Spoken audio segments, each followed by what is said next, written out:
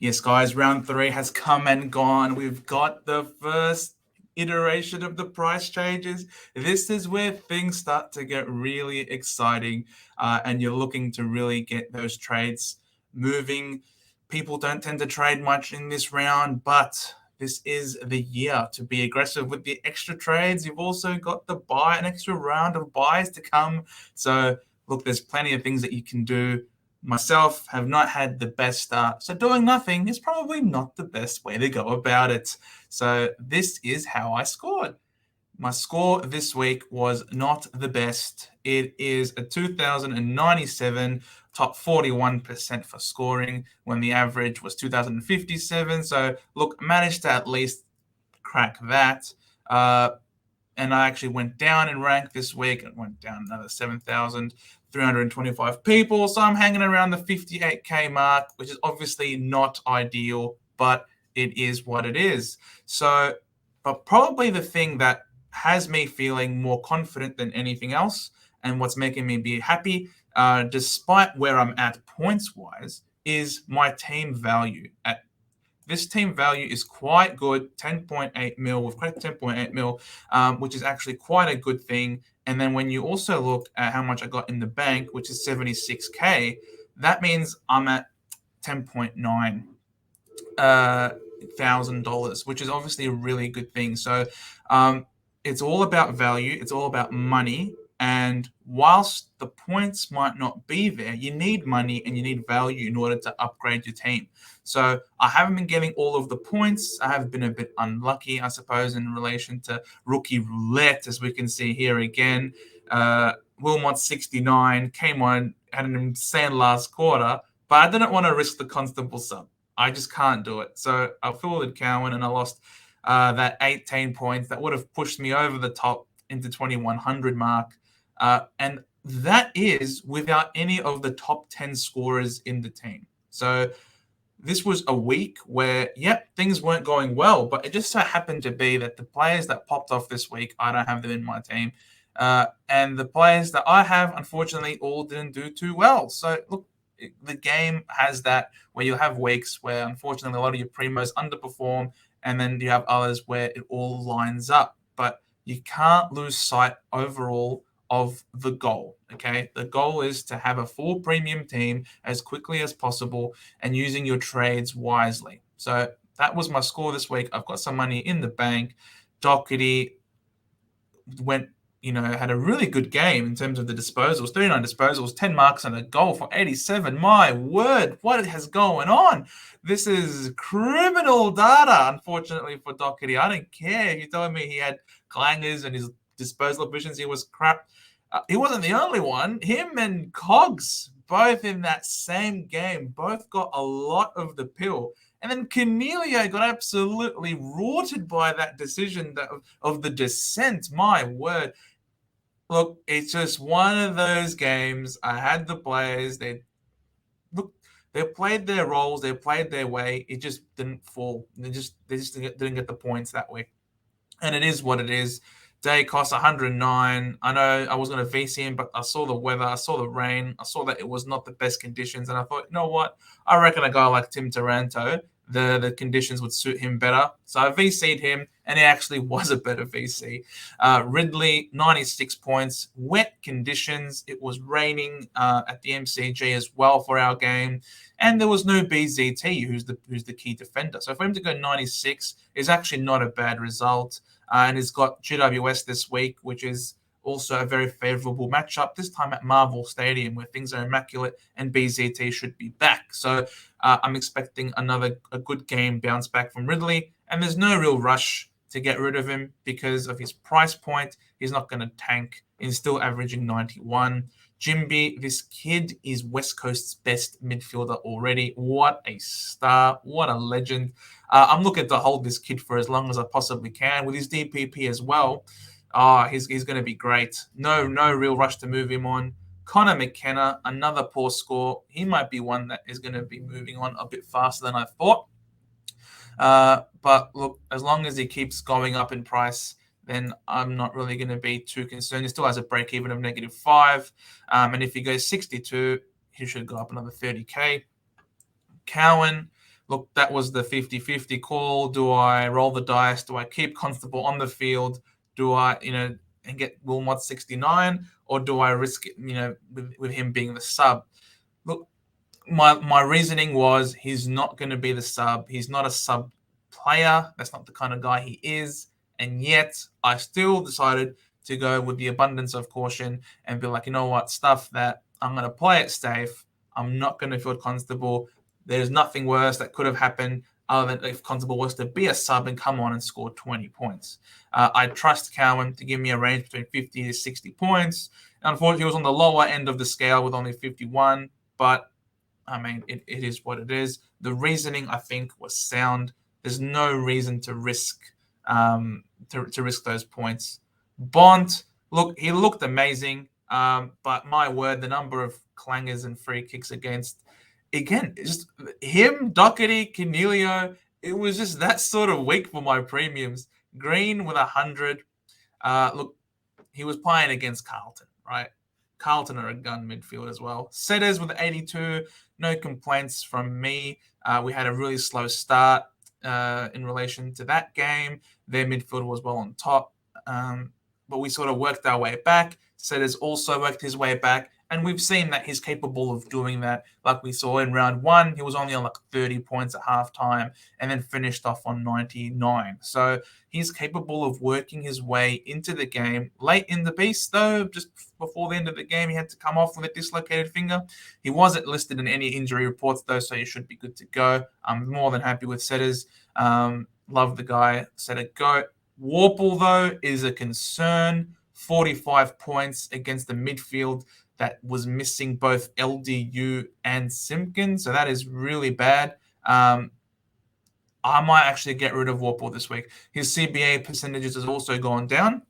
So I'm not just simply I'm not just simply reacting to, oh no, he had a bad game. It's also that his percentage of CBAs has dropped. He's been low the last couple of weeks. Last week, he didn't really show that big of a difference in his scoring, but with this week, it really did. They seem to be favouring Nash in there, and also Will Day has really emerged as an absolute gun. And their ball use is better than Warple's. Let's be honest. Warple works for Tasman Butchers as a butcher on the side, so I wouldn't go.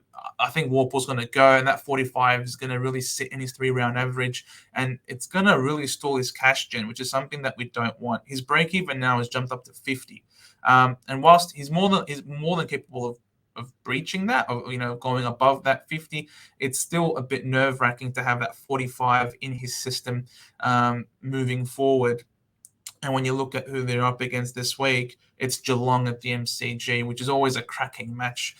Those sort of those matches there. But Geelong is 0-3, the only team in the comp without a win. So they're bound to come back roaring into life. There's no way they can start the year 0-4. Hopper didn't play, but we got Oscar Baker, the legend. What a superstar, 95. Love the guy. Made the Hoppers holding all the juicier, and he's expected to be back this week, so it's no big deal. Ashcroft an 80, McKenzie 89. These rooks, what can you say? Class acts. And as soon as you see McKenzie playing on a big field, you know you're going to play him. You got to have him on the field. No messing around. If you've got McKenzie on your bench, I think you've gone maybe too deep and you might be sacrificing somewhere else. These guys are very, very fieldable, and Ashcroft will be playing at home again against the Pies, which will sure to be a cracking matchup. Whereas, again, McKenzie, MCG, you love to see it. Hollins, I'm so happy I got this kid. He is an absolute workhorse, 66 points on the weekend. He's just casually cruising, making us some money on the bench.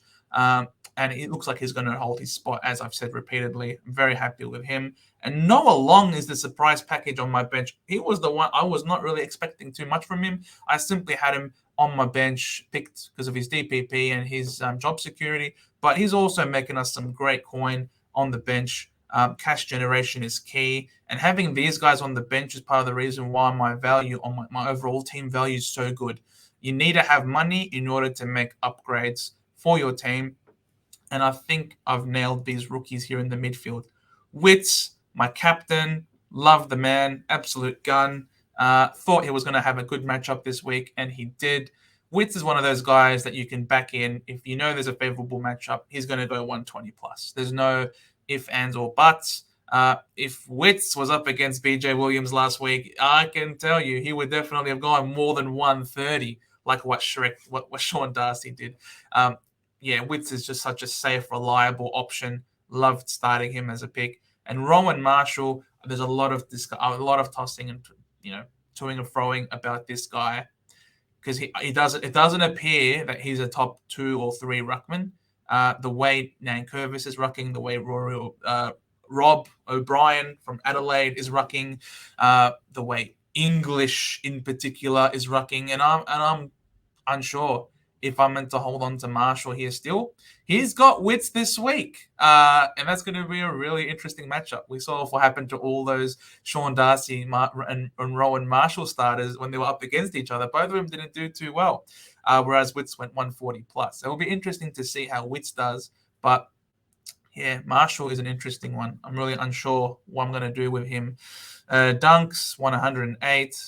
He was going tit for tat with Bont early in the match. They were both absolutely killing it, and then they both just died down in terms of scoring. We thought Dunkley was going to be a really safe VC or C option, especially off the back on that practice game where he went like 150 odd. Unfortunately, we haven't seen it again. It's just not there. He seems to be capped in a different way, playing with Neil, with Ashcroft, with McCluggage. There are a few names going through there. So Dunks just doesn't appear to be that sort of guy with that sort of scoring, but he's a lock for everybody's teams. Connor Rosie, he's doing really well. 126. He was a sneaky captain option this week for people. It's really good for him to really back up his performances and show us why we picked him in the first place. Timmy T, as I mentioned, Taranto, 112. I did think he was going to be better than Dacos in those conditions, but the guy is an absolute butcher. If only he knows how to kick. I'm 100% sure no one's ever taught this guy how to kick a football before in his life. The way he just blindly bombs away, my word, he'd be right at home at the Bombers. He's Bomber by name and by nature, this guy he would be. Errol Goulden, 85. Look, it was a tough game. Tough game for the Swans. You got absolutely belted we keep saying premiership favourite, flag favourite. They're all up there, honestly. Melbourne, they bounced back in a very strong way after last week's disappointing loss to Brisbane. Playing at the MCG, home of football, absolutely killed it. And Goulden, unfortunately, like the Swans, just couldn't go with them. Zebor, 78. Look, it's not the best score. You traded him in last week to bring him in for a 78. But I have no concerns about him. I think he's going to be a very solid option. I'm looking forward to getting his DPP next after round 5 and have him sit there very casually, comfortably in my back line. And Sheasel, my word, this kid, he's so good. I might just VC him this week. He is that good, that consistent, and I love having him in my side. Another 120 for an average of 116. Is he my second highest averaging player? Third, because I got Dacos 129. Green 113, Witts 124. Yeah, this kid is my third highest averaging player as a rookie. So I think I might VC him. Chandler, great acquisition. It's just a shame that I got his 90 on the bench here. And Fergus Green with a 51. His time might be coming to an end in my team. With a Van Ruin for Melbourne, who I'd spoken about in the preseason as one that is really going to make his way into the side, play, and cement his spot. I think he's got we saw how great he is, but then again, it was against the Sydney Swans that were absolutely bombarded. He made the most of his opportunities, kicked 3 goals, and he looked really good as a presenting option. So this was my team. What am I going to do for trades this week? I am still not sure, to be completely honest. The way the team is set up, it's set up still to make cash, still to make money, to get some points on the field. I do have great bench options as well. The way I'm looking at it, Ridley should have another decent week this week against GWS coming up, and I'm hoping to then flip him to Stewart, who went absolutely bananas with a 167 on the weekend. He's got McGuinness this week, so he could get tagged. He could have a really high break even. I might even get him the next week, and prioritize someone else into my side. Again, what I'm going to show you here is not set in stone. I'm really unsure what I'm going to do, but I think what I am sort of more confident about is getting rid of Warple. Warple's 45 really damages his cash in, as I said. Now, the question is, what do I want to do, though? So if I trade out Warple, is it to get another cash cow, or is it because he hasn't made the money in order to get him up to a primo? And none of my rookies have also made enough money to get a primo in as well. Because what I can do, a part of the structure, what I've got going on, is I could do a Goulden and I swing Goulden into the midfield, and I can play Goulden on field, and I can play Chandler also on field. And so I end up, and then I can then decide what I want to do with Warple on the bench now. I could trade him out, swing maybe like a Constable, for example, into here, and I can get a guy who's been doing really well. He's already had a price rise in Will Day. Will Day has been doing really well. He's been featuring a lot more in the CBAs. His CBA percentage was over 60% the last couple of weeks, and it's no surprise in the last couple of weeks he's scored really well. This way, I end up shoring my back line, having Wilmot and Cowan be on the bench where they belong, shouldn't be on my field at all.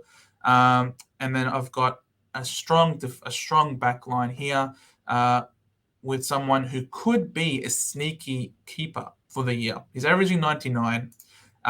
He had a slow start to the year against Essendon. It was his first game back. I think he had an injury in the preseason.